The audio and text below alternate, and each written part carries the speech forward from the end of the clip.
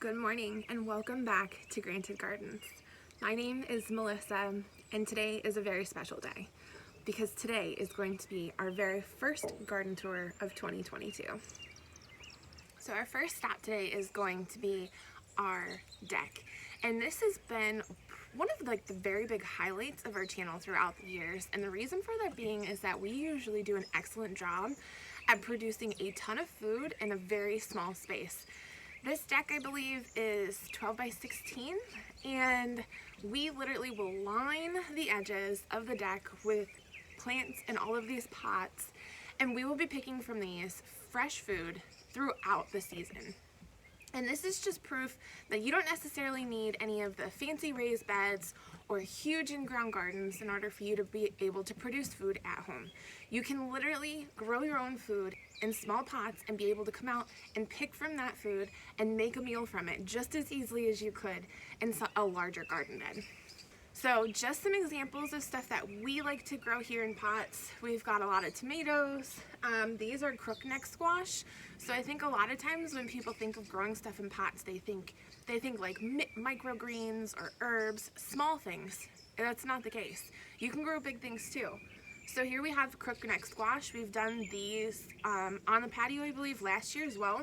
And the concept is that they'll kind of vine and they'll hang down off of the side of the deck. And then we can just go around the side of the deck and just pick them.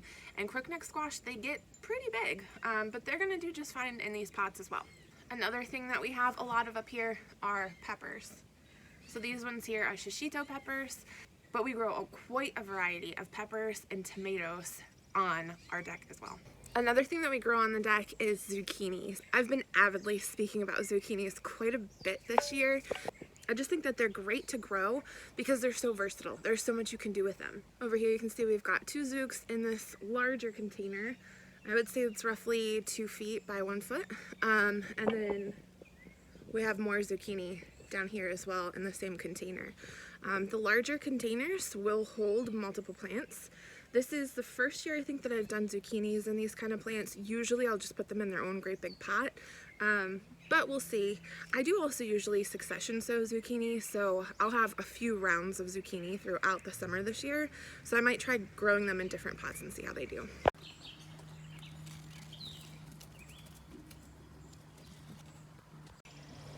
I do also want to make sure that I mention the lovely tower garden that we have here. Right now we have a lot of our lettuce and spinach and kale in it. We're getting ready to start picking from them because he's ready to be picked from, but isn't it lovely? So this is a new addition to the deck area this year. I always try to get out here before the sun hits entirely. So I'm still half asleep, but that's okay. Here we are. We're gonna take a quick stop and open up the chickens for the morning. So we have some kind of exciting news. We may be expecting little baby chicks. We had a mama go brooding recently, and so we are probably about 21 days away from potentially having chicks. Interesting enough though, she has been a little touchy about what she's doing. So she was sitting on one nesting box that was full of eggs for a few days, and then she switched nesting boxes and she went to a completely different nesting box with other eggs in it. So with that being said, she has to pick before anyone's gonna hatch. And so with her bouncing back and forth, I'm not sure how well that'll do. However, we did check on her yesterday, and yesterday she stayed on one in particular all day long. So hopefully that keeps up, and maybe we'll have some babies here soon.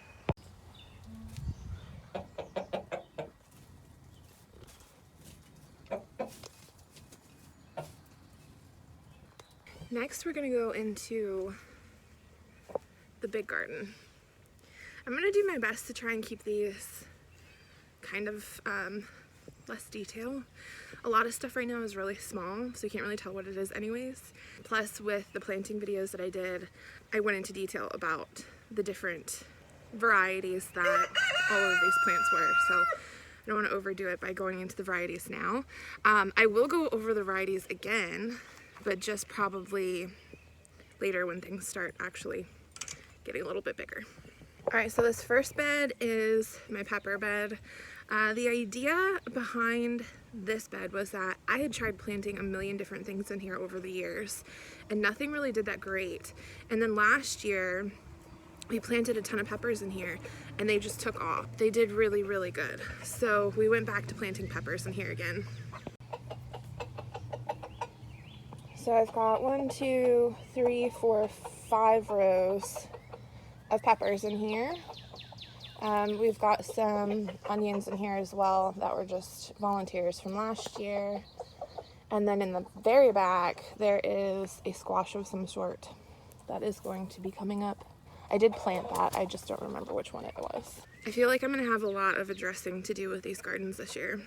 I did also plant purple pole beans along the arch here that we started inside, and they're all dying off. They don't look good at all.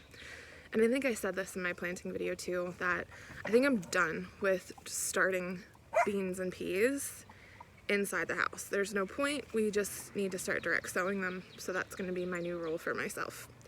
Direct sow. This next bed is my favorite bed. It is the tomato bed. It is my tomato bed. And I'm pretty excited about it. It's not doing too bad at all. When we first planted our seeds, when we were like germinating our seeds, I had planted my tomato seeds in little cell, like seed starting container, and then I never up-potted them because quite frankly we just ran out of time. And then Tyler had started his tomatoes just straight in red solo cups. And it was just interesting that because I skipped my up-potting step, my tomatoes were really tiny. And because he planted his tomatoes in a red solo cup, he has really big tomatoes. So I'll show you the difference. So here are my tomatoes. I've got Cherokee, purple, and then I think the other one are called Hillbilly Tomatoes. So the Hillbilly are along the left-hand side here. You can see one Hillbilly got pretty big, but the rest of them are still fairly small, which isn't too much of an issue. I mean, they'll grow into it eventually. They're just gonna be a little bit behind Tyler's, because check his out. There's his. These are massive. I do not know what kind of tomatoes those are. He also has peppers here up front, but his are much larger. Much larger. I'm not mad at it. I'm not mad.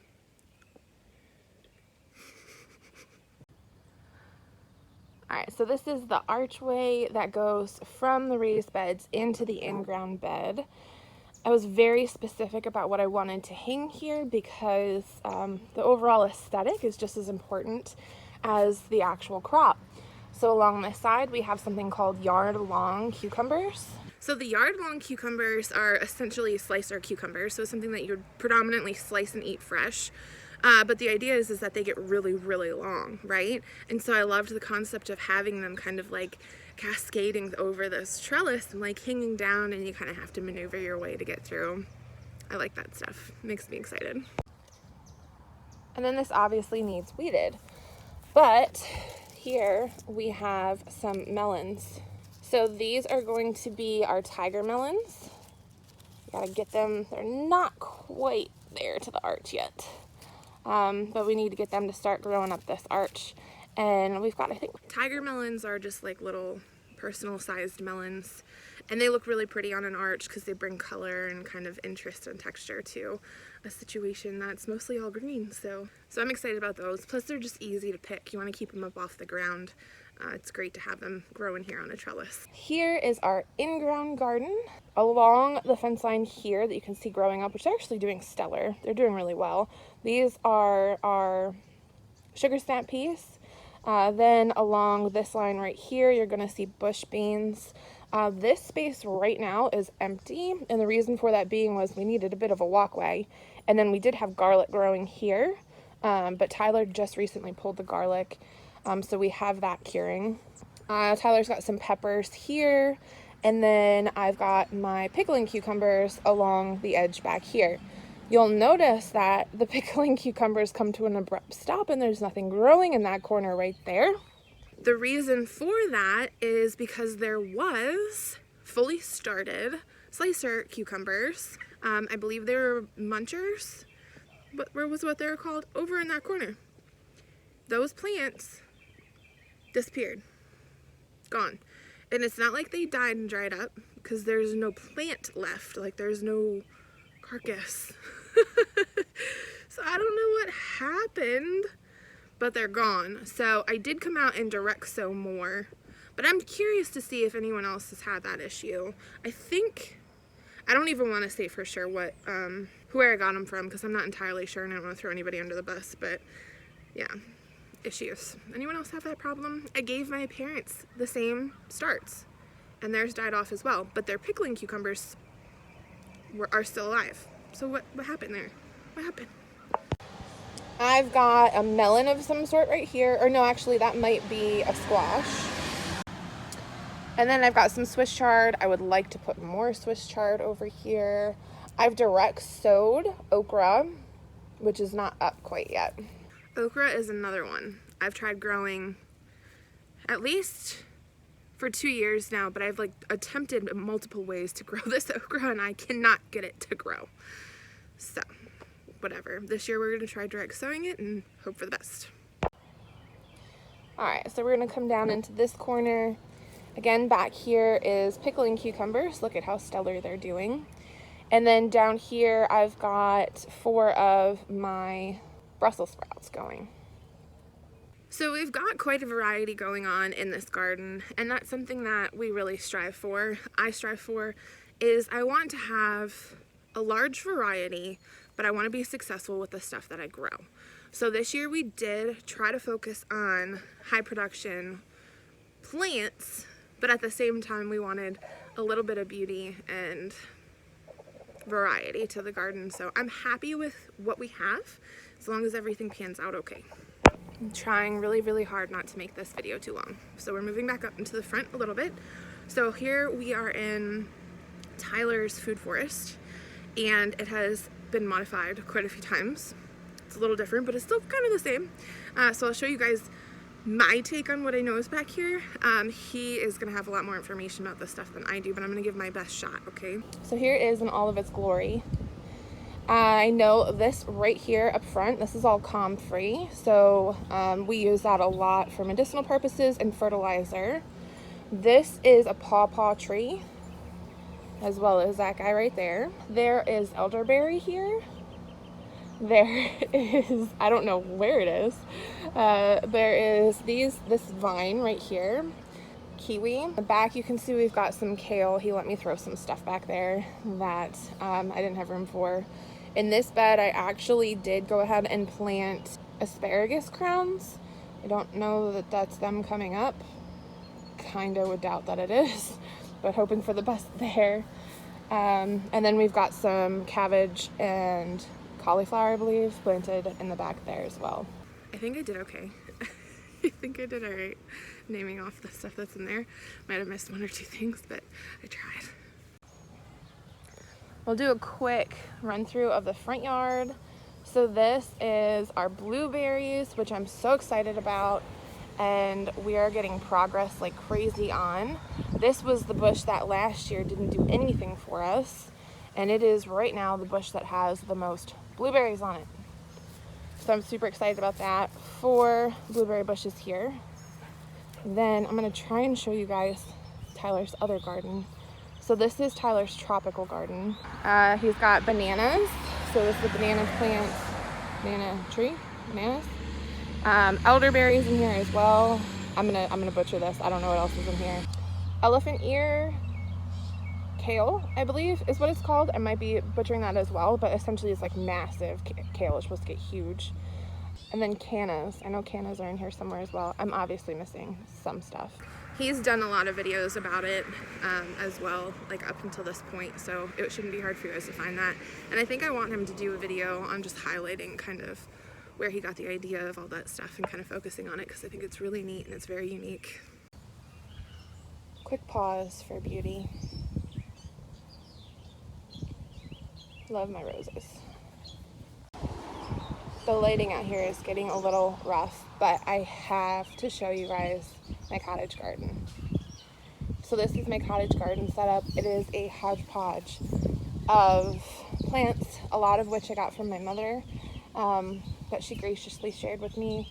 Some of them purchased, some of it just kind of tossed in there. We've had some excess plants that we've just kind of thrown in. But I'm really proud of it, and I think it's really gorgeous. But it's getting very overgrown. Buddha's hiding. We can't see him anymore. So one thing that Tyler and I are really avid about is sharing how you can grow food in some of the most unthought of spaces, right? So the concept of small spaces and growing from pots is something that we are really avid about. Here's another one, is just utilizing every single space that you have, like the space on the side of your house. So here we have a butterfly bush, we've got some flowers mixed in, but as you move closer this direction, this is our strawberry patch. So again, you know, you don't need to have a ton of space, you can just use what space you have available.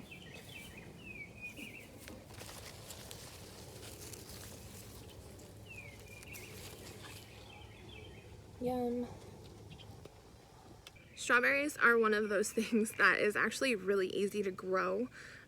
We really just kind of threw these in the ground and they took over, and every single year they come back and they spread, and very little maintenance.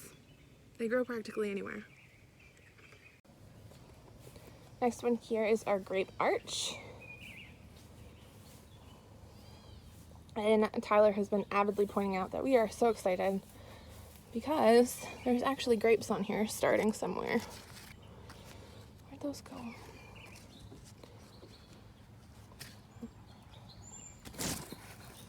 Just kind of the start to getting some grapes.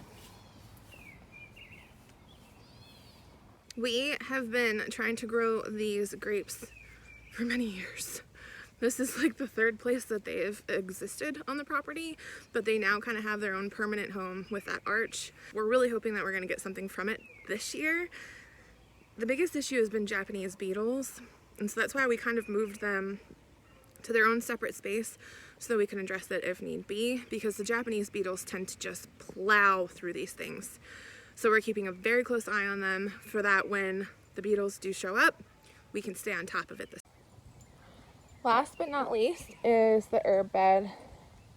It looks a little wonky right now because I got to clean it up a little bit from the grass cuttings, but this is our go-to for all of our herbs, whether it be for cooking, for teas, for medicinal purposes. This herb bed is really our one-stop shop for anything that we need. So there's multiple benefits of having an herb bed. Number one, it kind of gives you a consolidated space to go and collect whatever it is that you need.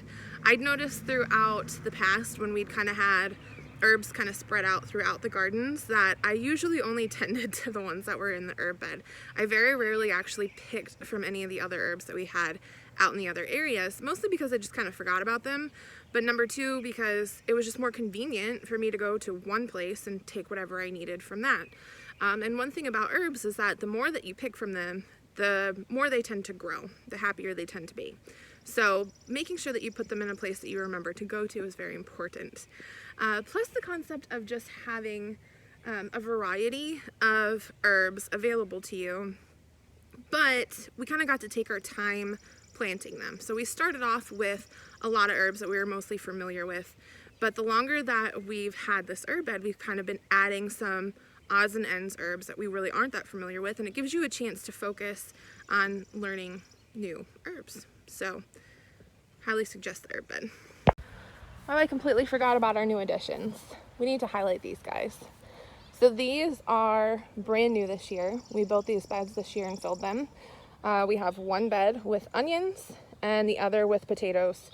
So again, main focus on just production and having an abundance of the things that we know we use the most. I also threw this in. This is fairly new. I've edited it this year. I mean, it existed in the past, but this is going to be all of our flowers. So to kind of have a one-place stop for flowers that we can pick and kind of have natural, can have fresh cut flowers in the house. Right here, this is a cherry bush. We have one on both sides of the greenhouse, so that's new this year as well. And then, of course, our second green stalk, which we've got some tending to do here. But we did direct sow quite a bit, and you can see all of the babies are coming up, so that's exciting. We've got a lot going on this year, and we've got a lot of new spaces. We've got a lot of new plants, but we've got a lot of repeat plants too, that we just are familiar with and we know will produce well. So we're excited to see where this goes. We are just at the very beginning of this garden season, and I always love shooting these videos and going back and looking, even just in a matter of a few weeks, things will look so different. So I always like having these kind of in our back pocket so that we can go back in just a couple weeks and be like, wow, look how far it's come. Or at the end of the season and be like, can you believe that we started with, like, that plant was just this big? So as always, thank you guys so much for watching, and I look forward to sharing more with you soon.